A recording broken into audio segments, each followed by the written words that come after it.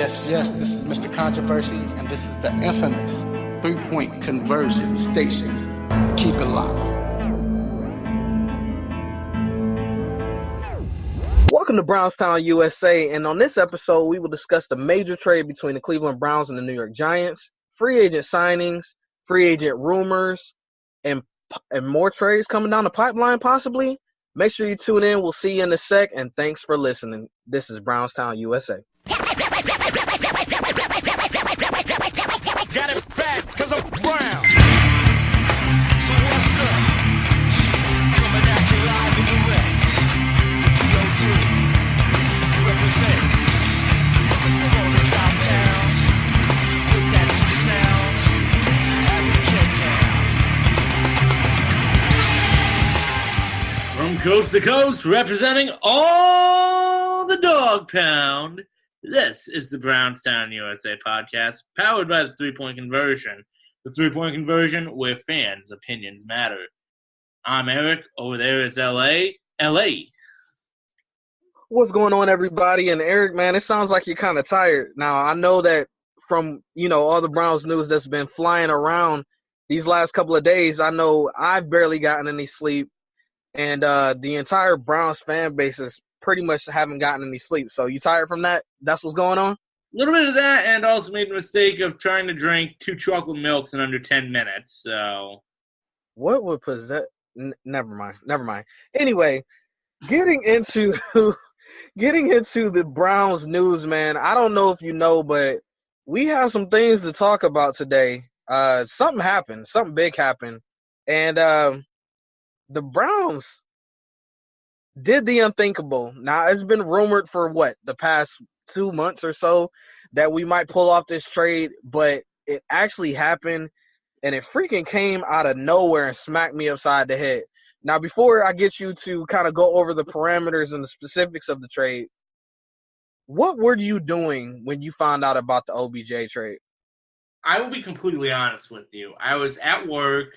Literally, I had a wet mop in my hand, just mopping the floor. There was some kind of bird that got into my building, and it was a dirty bird, but I'm cleaning it up, and then all of a sudden, I get this alarm from both the three-point conversion and Bleacher Report.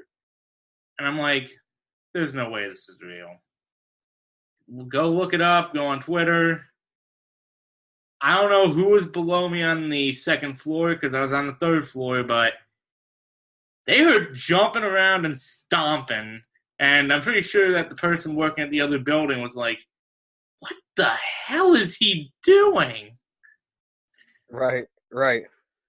No, I ain't gonna lie. I don't know what I don't know if I was like watching TV or I was making some food. I had my phone in my hand. And I got to give credit from, who broke the story, Mike Garafolo, NFL Network. When he tweeted it, I just kind of stopped for a second and paused. Like for a good 10 seconds, I was frozen. And I click on the tweet. I make sure that it was a check mark by his name. It was a verified account. And then I stared at it a little bit longer. And I was just like, this can't be life.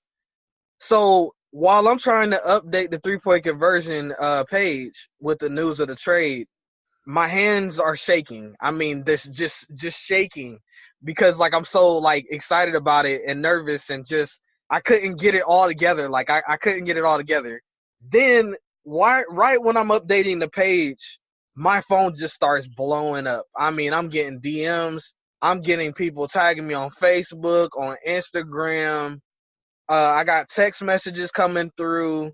I got 5-6 calls. It all happened at one time. And then I believe it was Raphael, Mr. Controversy, if you guys don't know him, owner of the three-point conversion. He calls me and I'm like, dude, I cannot talk to you right now. I got too much stuff going on. I gotta call you back. So he's like, okay, I understand. But just to be for real, I can't believe it. I'm still shocked. I don't know if I fully processed it yet, but I will tell you this. I have gotten maybe 4 hours of sleep maybe these last couple of days just because like I've been so antsy, thinking something else is gonna happen. Like it's like with John Dorsey, you don't want to close your eyes. It always happens randomly. You don't know when to expect it. And he has the Browns organization locked up tight, man. It's crazy. Like nobody can leak anything at all. If this was like back when Sashi was here or something like that, we would have known about this like 5 months ago and would have been like, "Oh, you finally did it." You know what I'm saying? Like it just it's ridiculous, man, for real. But it really is. I mean, the fact of the matter is that no one was expecting this trade. Lots of praise from the various Browns groups that were in.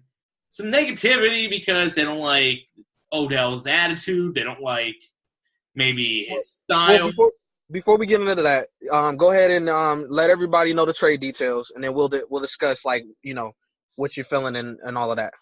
All right. So what happened was last week we talked about the Vernon trade.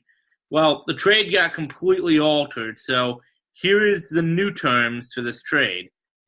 The Giants gave up Odell Beckham Jr. and Olivier Vernon. We gave up Kevin Zeitler, Jabril Peppers, 17th overall, and the 95th overall, which was the pick that we got in the trade for Danny Shelton, if I recall. Yes. And ultimately, that 133rd and the 155 that were exchanged before, null and voided. They're going back to the original owners. So okay. So yeah. now that you broke it down, I want to look at this a little differently because I'm pretty sure that by now everybody's heard every kind of analysis and different things like that. Even though I know that we are two personalities and people listen to this show to hear what we think, so exclusively. But I kind of want to look at it like this: what negatives do you take from this trade on the Cleveland side? Like, what do you see possibly wrong with this trade? Well, the first one is they traded a better safety, for lack of a better word, in a time where the safety class is not that great. Let's be honest here. I mean, there's some good hidden gems out there. Clayton Gather from Indianapolis, as we're seeing Eric Berry. And pretty much you have to make the draft class just really work. So between the safety and also the hole at linebacker, which pretty much Jabril was able to get in there quickly for. So you're missing those. Of course, the hole with guard is still there because you're entering an unknown with Corbett, despite the fact that everyone's saying he's good. But probably the biggest one, this is the first time since 2008 that we don't have a first-round pick. Mm-hmm. But you know what? It's worth it because we ultimately could end up trading back in, or we just wait until then. But probably the bigger issue is you don't know what you're getting with Odell. You're getting someone that's talented, but a lot of people have the concerns about his attitude. A lot of people were saying that he's still too short for wide receivers, but that's just the thing. You just don't know what you're getting with these types of trades sometimes. Well, I definitely applaud you for taking that stance on it. Being able to look at this trade negatively, it's sort of hard right now because there is so many positives on it. Now, the one thing that I will, go ahead and address with the one part of Odell's attitude, because that is the big thing here. And the reason why I'm seeing this a little bit differently, Eric, is because there was a reporter that came out. Dang, I just forgot her name already. But she covers the New York media. Is it Kimberly Jones? Yeah, that's it. Kimberly Jones. She came out and shared a personal story of hers and how she dealt with Odell and what kind of person that he is. And that story went viral basically, with her, having the surgery and stuff like that and what he did. But also she followed that up this morning today and was basically talking about how she feels that the negative surrounding Odell is because of the fact that the media couldn't necessarily connect with Odell. And because the media couldn't – she said a lot of times when the media can't connect with an athlete, they start painting different pictures about the person because they don't understand them. And that was such a huge point to me, Eric, because how often in life do we do that? You know, if there's a person that we don't understand, they're a little weird, aka like you know, people start having their different thoughts. But if I didn't do this show with you or talk to you pretty much every day, I mean, I would say, oh man, well, Eric has an attitude, Eric is this, Eric is that. But I know you, and I know that you're just weird. You know what I'm saying? So it's the same thing with Odell. The dude is a class act. Now, as far as what he is, as far as hard worker, locker room and stuff like that, I happen to be able to catch a great interview by 92.3 The Fan up here in Cleveland. They had Les Miles on to talk about Odell and Jarvis. And Les said that basically Odell didn't like to come out the field. He loved to practice. He was one of the hardest workers. He's very light, jokey and stuff in the locker room. Kimberly also confirmed that. Kimberly also added too during her interview is that when Odell was a rookie and he had injured his hamstrings, he was actually mad because he couldn't practice because he loves to practice. So seeing these different things and seeing these people, not only Les when, he knew Odell back in college, but now Kimberly going through and knowing Odell throughout his tenure with New York, this is very encouraging to me. And we already know how New York News do, right? New York News, if you're not doing what they want you to do for sports, or if you get traded or something like that, New York News will just bash you. We know that. Oh, absolutely. Like, listening to Boomer Esiason, Bart Scott, they completely buried Odell Beckham. They didn't like his attitude. Probably the worst offender of all of them was Mike Francesa. But here's the crazy thing. I don't know if you guys are familiar with Francesa out there at all or not at all. Anyways. I've heard. Yeah, I've heard. Anyways, one of the things was he was one of Odell's biggest critics. The next day after the trade, he lambasted the Giants because, well, for obvious reasons. They just gave up their second biggest weapon for draft picks. And a draft class that, let's be honest, you're not going to be able to find a whole lot of offensive production at this point. It's not like last year where you had, obviously, Saquon. You had the great quarterbacks that were coming out. It's not like the year before we had Mike Williams and John Ross. It's just a very picky class. And the other thing with that is the Giants didn't help themselves in the picks that matter most. They got 2 first-rounders now in a class that's, I'm going to be honest, not really that impressive for a first round, unfortunately. You're not offensively, right? Offensively, defensively, yes, but defensively they're not bad already. So right, exactly. Yeah, so I mean, they lost Landon Collins, but they've had a good defense. Their offense just could not get it going at all. The problem is the Giants were a bit foolish. Early grades are saying that the Browns got an A- on the trade. They gave the Giants a D. Well, that's actually pretty good because I follow Walter football, and I guess this year, or maybe he's been doing this, but this year I've been even deeper because I normally just follow him for mock drafts, but he's been grading, the trades and different things like that, and they gave actually the Browns A+ and gave the Giants an F. So either way, nobody is liking this thing, and nobody really knows what the Giants' plan is, but again, we're not a Giants show, so that's on them, and that's what they got to figure out. Now, Eric, what I want to do, too, is let's discuss the departures of Zeitler and also of Jabril, because a lot of people are concerned with those two people leaving, especially with how our offensive line performed. Once we inserted Greg Robinson into the lineup, our line was, I want to say, ranked in the top 5, if not the top 3 in the league once Greg Robinson was injected there. So Zeitler leaving, he was in the top 5, I want to say top 8 for highest paid guards in the league. Now, as far as, different league execs and stuff like that, they don't feel like guard is the premier position to pay that much money to. So normally you're going to start seeing guards get released or cut or anything like, stuff like that. Anyway, when their contracts start to get up there, tackle spot is that premier spot that they pay a lot of money to. So that was that. That was one aspect of it. Also, two, we drafted a guy number 33 overall last year, in Austin Corbett. And again, we discussed this last week. The consensus, and even Dorsey said on the conference call earlier today, that he felt that Corbett was more than capable of being able to step into that role. However, he wasn't just going to anoint him with that. So, with hearing those thoughts from Dorsey, how do you feel about losing Zeitler and about Corbett potentially taking over?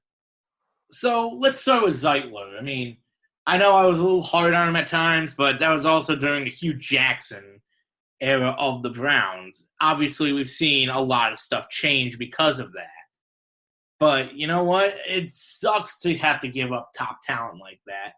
But the thing is, our offensive line, as much as people may think that we need to draft somebody all the time, it's and we have a pretty deep line when you ultimately get to it. So I honestly think that we needed a defensive end more than we did Zeitler at this point. So for that, I can definitely get behind. As for the Corbett thing, everything I've been reading, from various players in practice to people watching to scout team people, everyone's saying he's looked good and he's looked ready, contrary to popular opinion from Browns fans that are already labeling the guy a bust because he didn't play last year. The reason he didn't play last year was because the initial plan didn't work out. And that initial plan was they were going to put Batonio at tackle, and it didn't work at all. So correct. The fact is, are you really going to call him a bust for that reason? I'd say that's personally the dumbest thing you can do for that matter, because from what I saw, Corbett didn't even look that bad in the limited snaps that we did see with him there. So the fact of the matter is, it's a good move. And, well, the thing with this is, if it was talking about the left guard position, we'd be talking about something completely different, because the left side is probably the biggest side in football. You're putting him on the right side, which is usually a weaker side, and you're putting him next to Chris Hubbard, who he has some questions of his own, but that's another topic for another day. Well, the biggest thing we have to look at, Eric, when it comes to this line is that we were doing a lot of plug-and-play crap during the training camp and leading up to the season. We didn't really know what we were going to do at the left tackle spot. Now that Greg Robinson is there and he's re-signed, we know about the left tackle spot. So therefore, we're going to be approaching not only having a full offseason of Corbett being able to get ready for that guard spot, but also training camp and through preseason as well. So this is it's much more time that he can get ready compared to last season, where he was worried about getting drafted and where he was going, and then, getting thrown and thrusted into different spots where they were trying him out in different spots along the line. It was a lot going on last year. Now you don't have that distraction. You're a Cleveland Brown. You're going to potentially come in and start at this guard spot. You have training camp. You have off season. You have a ton of time to get ready for it. So I feel that he will be a lot more prepared. Now, not only did we see Zeitler leave, but we also seen Jabril Peppers leave. Now, I've seen a lot of different mixed emotions about Jabril Peppers leaving. We already know his big-time feud that he had with just the state of Ohio in general because of him going to Michigan in college, which I feel is absolutely asinine. But he started to come on later on. I would say, later on in the season, last season, probably mid-season, he started to show flashes of what he could be. Not to mention he was on and off as a kick returner as well, but he was normally the person we threw back there if we could. How do you feel about Jabril Peppers' departure? And, are you okay with it? I mean, because literally, basically, it's like you said, we traded Zeitler for Odell Beckham, and then we traded pretty much Peppers for Olivier Vernon. This is one of the things that does suck about football. The thing is, well, just in sports in general, if you want a good talent, you got to give up good talent, or you got to give up good picks. The fact of the matter is, and it's the same thing as said with the Vernon thing. Yes, Peppers was starting to come on, but considering that Odell's been able to do it, I hate to even use this word because they're both so young. Odell's been more consistent, for lack of a better word. Like, Odell, since day one, he's been a game changer in New York. So, you have that. Jabril Peppers, I get what happened with him in that first year, but it took him a half season to really come on last year, and then he really became just that. But the thing is, when the defense isn't playing that well, and you're one of the lone spots, what does that really say? Unfortunately, I like Peppers. I would have loved to see him here, but wide receiver was just too big of a need because given that Perriman was not bad, but it was a very limited sample size. Given that Higgins, no one's touched him to our knowledge, you needed that number one guy. They got that number one guy, and the fact of the matter is the guy, as I said, is a freaking game changer, so I can't complain about it.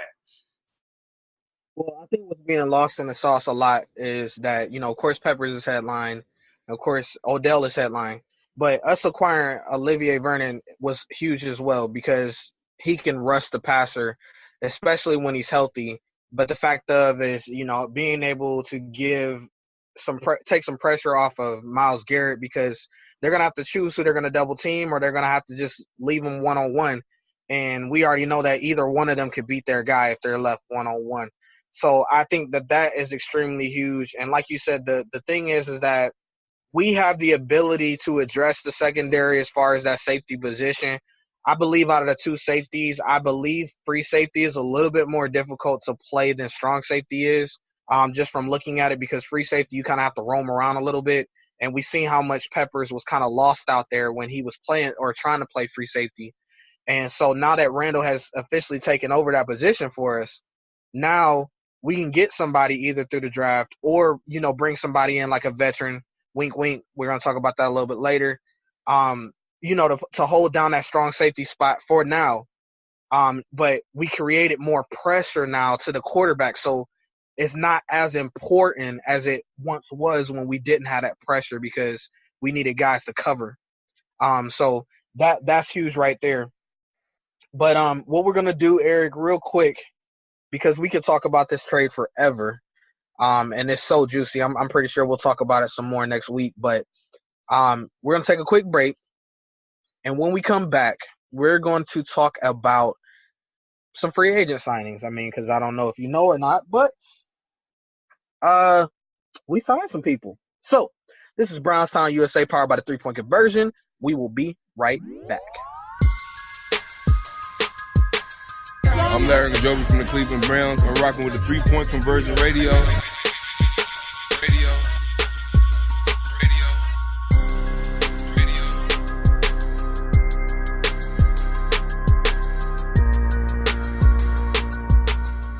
And we are back, Brownstown, USA. Eric, should I just go ahead and call this Odell Beckham edition? I mean, should I just go ahead and just name it that? I mean, go ahead. Yeah, Odell Beckham edition. Free agency, it's been buzzing. It's been crazy.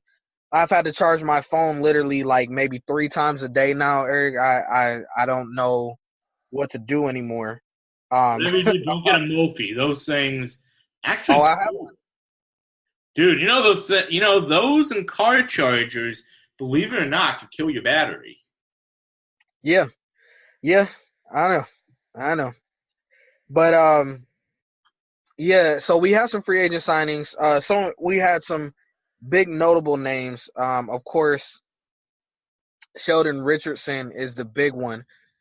Eric, how do you feel about this Sheldon Richardson signing? What do you feel like he's gonna do?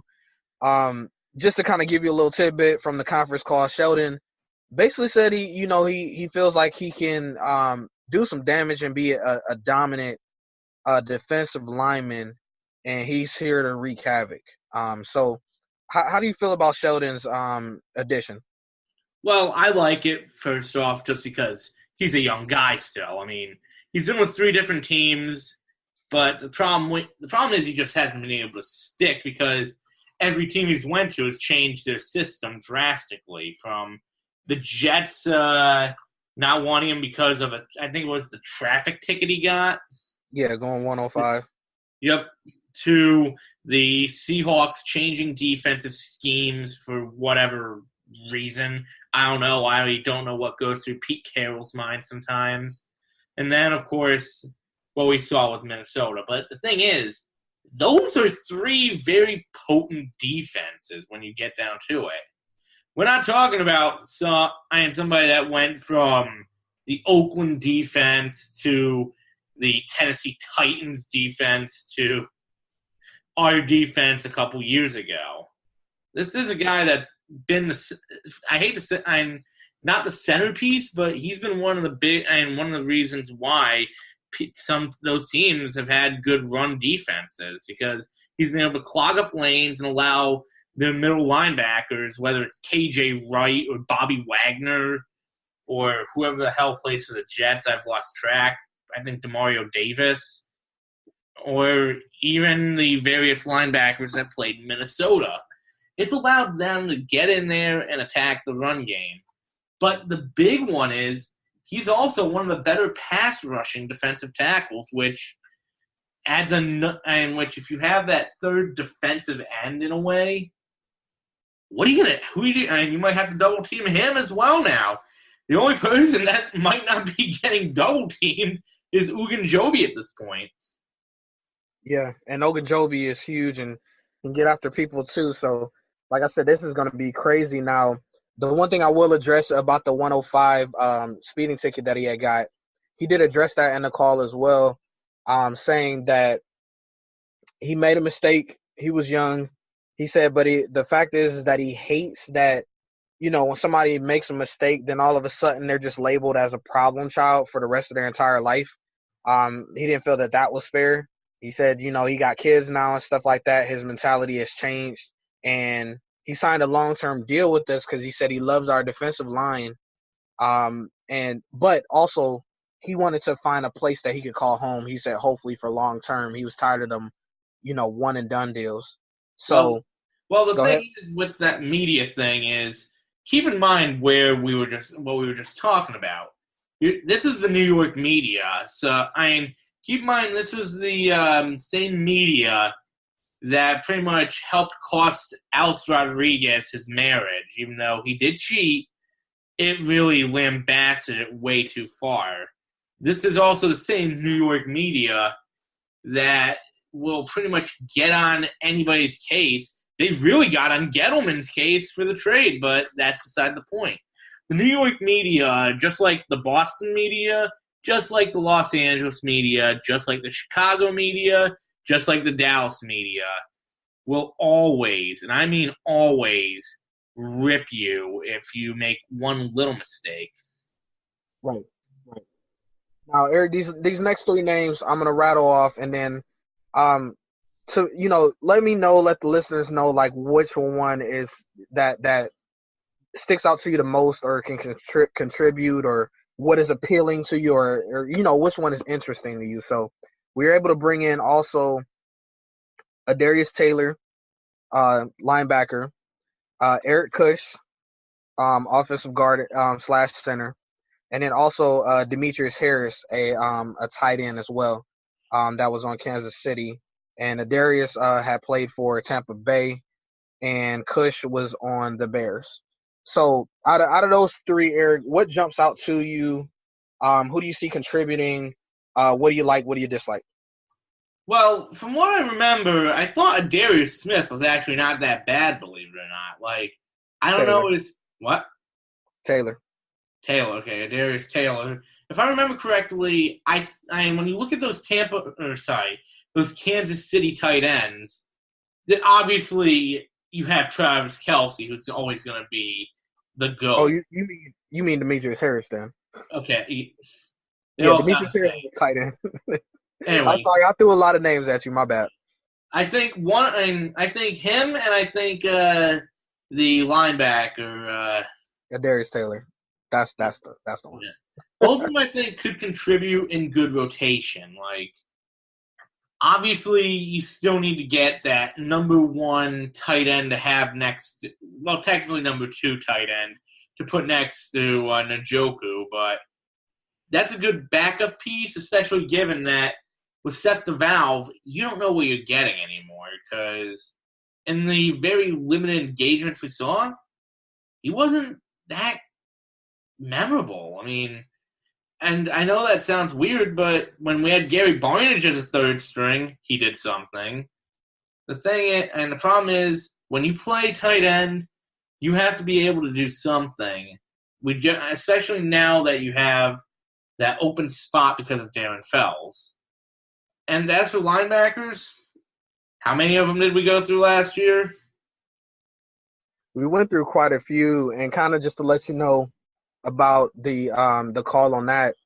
Darius said that he came to Cleveland to start. He said he's very versatile. He knows all three of the linebacker spots, and he wants to not only teach technique to everybody else, but also come in and try to start with the departure of Jamie Collins. Now Dorsey said that he'd like Jannard Avery to step in. He said he felt like he had a very good season last season, and that he felt that he would be more than capable of stepping in. However, he does want to continue to add competition to that spot. So keep your eyes peeled. We will be adding some more, competition to that spot. But Darius seemed fired up and was ready to go, when it comes to coming to play for the Browns. Demetrius, to me, man, is very intriguing because he's the basketball player guy. He played basketball. He's 6'7", great speed. But his problem was that he ranks in the, I think, number 78 or something like that by PFF for drops. Like he has a bad case of the dropsies. And so it's going to be very interesting to see because with that ball flying around, man, the last thing you want to do is be the guy to drop the ball, especially if you got Odell out there, you got Jarvis out there. They're going to be in his face if he's out there dropping balls. So he's going to have to definitely get that together.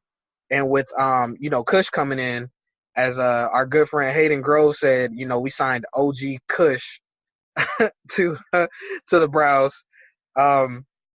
He's very interesting as well, Eric, because, again, he can play guard and he can also play that center spot. So it's definitely a good depth piece for us. But he also started a couple of games as well before he got injured. He had a neck injury. So definitely good, like you said, for depth, if anything.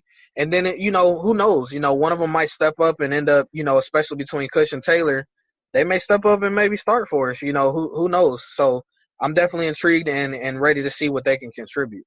Absolutely. I mean, the fact of the matter is I still have a weird suspicion that we're still going to draft a linebacker, maybe potentially the kid out of Georgia, just because John Dorsey's always gone to the well of the SEC, but that's neither here nor there. I would like to see Avery step up, and you know what? I think this is the time when Cleveland could do something right here. You never know what happens with these smaller signings, because the smaller signings, as we've seen, have always done something spectacular. Like a couple years ago, we were saying, who's Demario Davis? He ended up being one of our best linebackers. Or who is it? Or who the hell is this Taylor Gabriel kid? The fact of the matter is, the small signings often can be the most rewarding. And you know what? That's absolutely fine by me. Absolutely. So we're going to take another quick break. When we come back, we're going to wrap up the show with our free agent rumors that may be possibly out there, and just rumors in general, because there's a lot of stuff flying right now, especially surrounding a couple of fan favorites and players that we know and love. So we will be right back with some more Brownstown USA.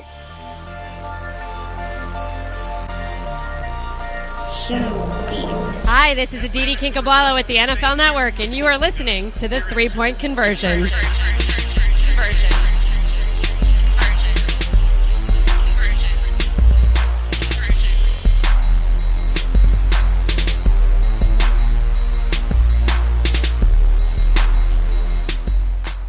we are back, Brownstown, USA. And as we always say, it's powered by the 3-Point Conversion. 3-Point Conversion, where fans' opinions matter. Make sure you hop over to the 3pointconversion.com. Catch some great articles, catch some great interviews. We're doing work right now covering the NCAA. It's a lot of tournaments going on. Also, my man Alan Fields dropped some very good articles covering each conference and what they're going to do in their conference tournaments. March Madness is right around the corner, guys, so make sure you catch everything over at 3pointconversion.com, and also follow us at 3PTCNVRSN for all your major sports media news updates. Also, Brownstown USA, guys, we are everywhere. We have a Facebook fan page, we're on Instagram, and we are on Twitter, so make sure you follow us at Brownstown USA. We definitely appreciate it. Definitely appreciate the love. You guys have been blowing up our Twitter mentions and stuff lately. I mean, between the news and between our mentions, that's why my phone cannot stay charged. So definitely thank you. And if you know, however you're listening, whether it's via iTunes, iHeartRadio, Spotify, whatever, thank you very much again for that. Make sure you leave us a review. Make sure you rate us. That's how our show rises to the top and how we get more notices. So thank you very much for listening again, Brownstown USA. So, I do have a bone to pick with that. Seriously, the new banner, 90 retweets and 479 favorites. Dog. That's awesome, but come on, man. I'm almost set to turn notifications off of my Twitter. I'll teach you a little trick behind that once we get off of air. But yeah, I didn't expect for that to blow up like that. Of course, we put out Throwback Thursdays and we highlight an old school Browns player. That definitely took off. And then also there is a bandwagon contract for anybody that wants to be on Cleveland's bandwagon now. Make sure you catch that. You can fill it out, get back to us, and we'll review your application and let you know if you've been accepted or not to the Cleveland Browns bandwagon. So, free agent rumors, man. There's really not a lot floating around right now, but there's still so much going on with other teams as they scramble to try to sign people and different things like that. For the first time, pretty much in a long time, Eric, our team is pretty much solidified. We have a couple of holes we need to plug, but overall we're solid. So that's the reason why this free agency period has been pretty quiet, except for the trades, of course. But we really don't have that much to address. So not a lot of rumors floating around, but we know that we need to fill that strong safety position, and I know that you've been taking some time to look at that. So strong safeties, man, let me know what you got, who you want to come in, what you got there. Well, obviously the big name that everybody has been floating around, not Earl Thomas, not for obvious reasons, but has been Eric Berry, who Eric Berry we know is an all-pro safety. He's a multi-time Pro Bowler. The problem is with him, he's starting to get a little up there, and the other thing with him, he's had some injury problems lately. So I just think that as great as he is, maybe we could do better in a bit, but it wouldn't be a bad move altogether. One name that I'd personally like. Before you hop into the other ones, just discussing the Eric Berry, I like the move just because I don't mind, like as you just named all of his accolades, I don't mind him coming in and having that locker room presence, because if we want to take that next step, like I addressed last week, we need some veterans in here. We need some people that know what winning looks like, you know, and how to handle all these different things and expectations, because he's been on some good teams, a good team. So, you know, bringing him in, wealth of experience. I want to give him a shout out because he's battled back from cancer, just phenomenal. So, you know, always want to give a shout out for that. And then, like you said, the injury that sidelined him, I believe it was an ankle injury or foot injury, but he went to see a specialist, and he does not need surgery or anything for it. So should be ready to go. And a lot of teams that have been inquiring about him have been, you know, inquiring about his health. So, you know, yeah, that's going to be huge. That's what we need, I think, to come in. But I'm sorry, go ahead. I just wanted to just to add on to that. The last safety that we had that was able to do that was Dante Whitner back a few years ago. So shout out to Whitner for that one. We miss you. But anyways, one name that I'm personally watching that I'm surprised hasn't attracted a whole lot of attention is Clayton Geathers from Indianapolis, who I don't know if you know anything about him at all, if you've heard anything. Not really. Well, the guy was actually not bad. He's viewed as one of the best run defensive strong safeties. Passing, he could get beat a little bit, but at the safety spot, that's your safety valve at times. Pretty much, they don't have to. And if I remember correctly, free safety is supposed to play more of the pass, I believe, while strong safety plays more run. So, in that regard, given that we've had a lot of issues defending the run, wouldn't be a bad move. People have obviously been bringing up Trey Boston and just other names.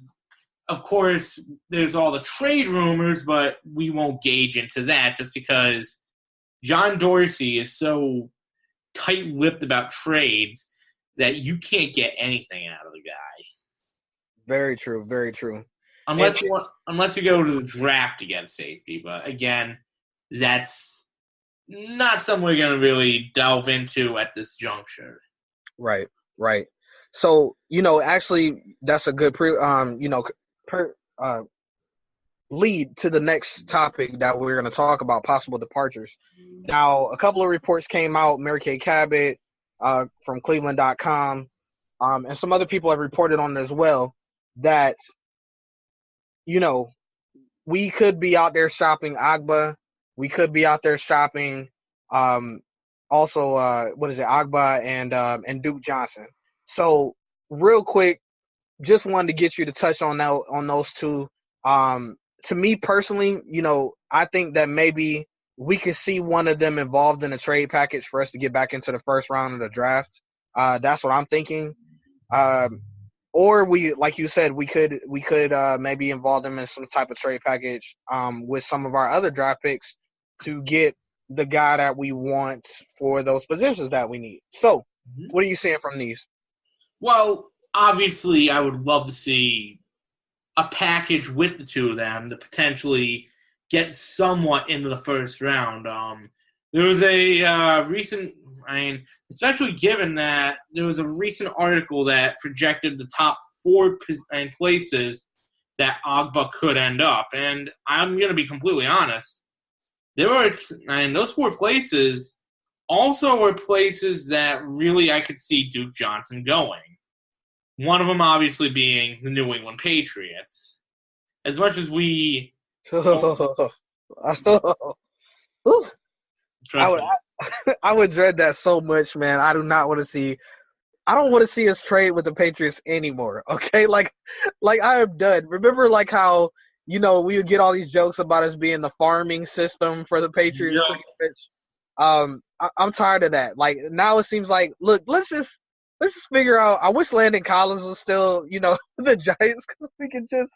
Well, that's actually a good leeway because the second name on here is the New York Giants. I'm kind of tired of trading with them right now as well. It seems like they're farming for us now. Like we finally found our guy that we can just keep continuing to milk. You know what I'm saying? They have nothing else that we really want right now. Unless, do you want Eli's severed leg? Do you want Saquon? Let's see. The Buffalo Bills, who I don't know what their draft situation is. I just don't need – unless they want to – they don't have anything in Buffalo that's really interesting to me. Yeah, I'm going to do some more scouting around. Again, at first we were linked to the Chiefs because they thought we might put something together to get Eric Berry. But now that he's been cut, that's pretty much easy right there. But I got to do some more scouting as far as seeing who's out there. Who's due roster bonuses, whose contract may be a little bit too much that people are thinking that they might move them. So it's going to be very interesting. Again, free agency literally just started yesterday. And it seems like a world of things have already happened. And it seems like it's already been 2 years already in football time. Like it's crazy. So I can't be more excited, man. I can't be more excited about our franchise right now. Again, it feels good to wake up a Browns fan. I tweeted out earlier that, the air smells different, the food tastes different, just everything's just different right now. Like, we are not that laughing stock. And again, guys, we want to temper the expectations. We got to get out there on the field. Injuries can happen. Shoot, people can underperform. So there's different things that can happen. But as of right now, Browns fans, feel good, okay? Because it's been a long time that we could actually feel good and have this much optimism in an offseason. Now, we've always had hope, right? Maybe there's a chance, right? But this time it's kind of like, man, this feels great. So definitely soak it up and everything. Don't get too cocky. We don't want to bring any bad to us. So, look, man, it looks like John Dorsey is going live on our Good Friends show on CBD. So we definitely got to catch that. Eric, is there anything else you want to add to it? The only thing that I'm going to say, I have left to say at this point is keep your phone charged at all times. I don't know why, but I think by the next show, something's going to happen. It's not going to be, obviously, the magnitude that we saw the day after we released the last time. But I have a feeling that there's one signing that something's going to happen. Whether it's Eric Berry or another wide receiver, maybe Higgins comes back, I don't know. Maybe even Zach Brown at this point. I just have a weird feeling that with all the rumblings from Twitter right now, there's something happening. There you have it. Keep your phones charged, guys. That's what it is. But again, thank you guys so much for listening to this episode of Brownstown USA. We will be back next week, or maybe even sooner, because I'm pretty sure something's going to happen. So we'll probably be back with an emergency pod or something like that. So until next time, we will see you. And dang, what was that thing you said last time, Eric? Oh, you're in good hands. Never die.